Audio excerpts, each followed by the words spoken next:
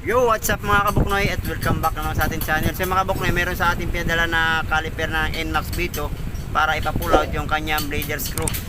So bali ito mga kabuknoy, tinry na to i-pull out, try na nila weldingan, binarinahan. So mga kabuknoy, hindi pa rin matanggal nila yung blader screw ng NMAX B2. So pinadala lang sa atin, pinala-move na lang ni sir para lang ipa-pull out yung sa may caliper, sa may blader screw. So mga kabuknoy, pakita ko muna yung blader screw na pinadala sa atin. So ito na sir yung pinadala mo sa akin na caliper na NMAX B2.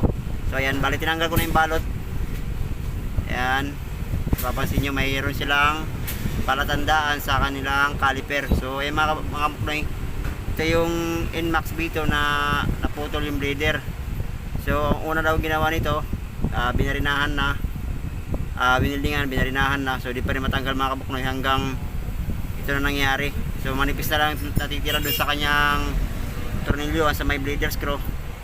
Tama lang mga kabuknoy na hindi na tinuloy i-pull out, i-barinahan yung naputol na blader screw kasi once na tumabingin mga kabuknoy, wala nang pag-asa na ma-repair yung tabingin na blader screw kasi sisingaw na yung natin yung brake fluid dun sa kanyang butas. So kaya pinihim tayo ni sir para ipa-pull out yung kanyang blader screw ng NMAX B2. So mga kabuknoy, salang muna natin sa ating gato kasi gagamitin na natin dito na pag-pull out yung welding. Gagamit tayo ng stainless na 1/8 yung maliit. So ito gagamitin natin. So salang mo natin sa ating gato mga kabuknoy yung caliper ng NMAX B2 para i-pull out natin yung naiwan na blader. So binarinahan na rin nito. Ayan, ginawa nila, binarinahan na. So tama-tama naman kung hindi nila tinuloy i-pull out gamit ang barina. So pakita mo na kabuknoy, salang mo na sa ating gato.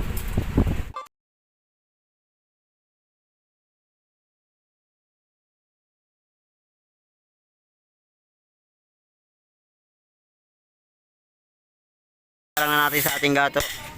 Ayan yung ginawa ng una, yung winildingan, tapos hindi kinaya sa building, binarinahan na nila.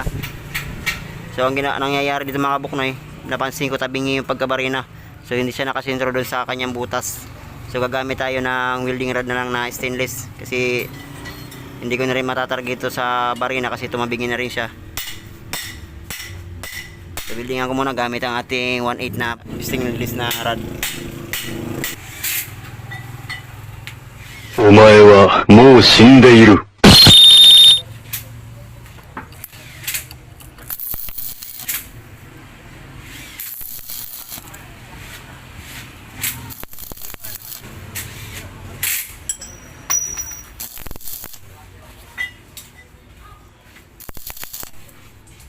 Linggo, kakayanin pa naman yata to December. Yun. Hanggang December na. Tara isang palitan na lang. Naabangan mo talaga yung bonus mo ha. Oo, mahirap pumasok eh. Mamaya kakakasal, mahal eh.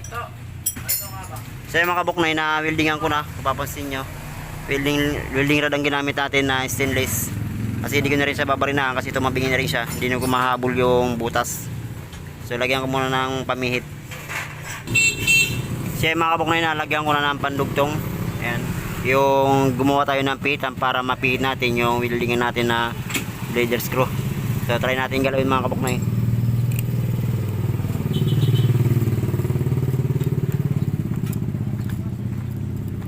So ayan, gumagalaw na rin siya. Tanggalin ko muna mga kabuknoy.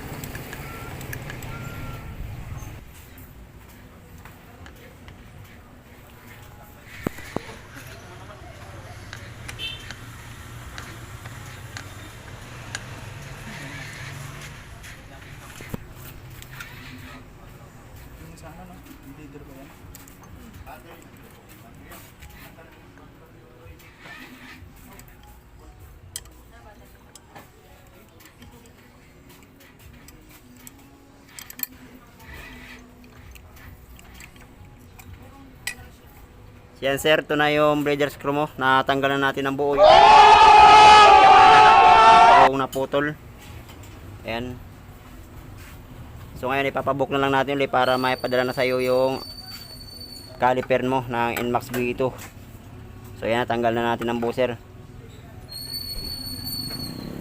So ang ginamit lang natin yung stainless na welding rod. So hindi na tayo gumamit kung ano-ano pa yung barena. So stainless na rod lang ang ginamit natin. Tinarget lang natin yung pinagbarinahan nyo. So ayan. Saka natin papalitan ng bagong bleeder screw. So yung mga buknoy, ito na yung caliper na pinag-usapan natin sir, yung sa may caliper bolt mo. So ikakabit na natin yung sa may bleeder screw.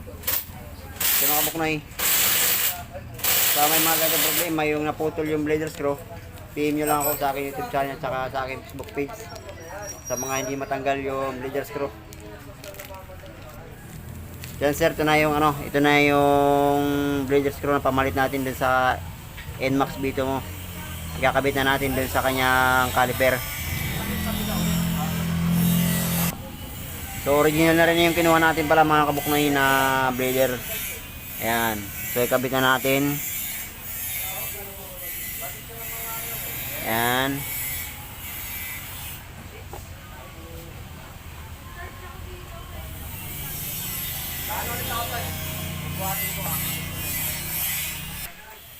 So ito na mga kabuknoy. So yan sir, ito na yung bleeder screw mo. Original lang pinalit natin dito. So ayan. So maraming salamat pala sa tiwala niyo sir sa pag-pull out ng caliper ng NMAX V2. So hanggang dito lang mga kabuknoy. Maraming salamat. Ayan.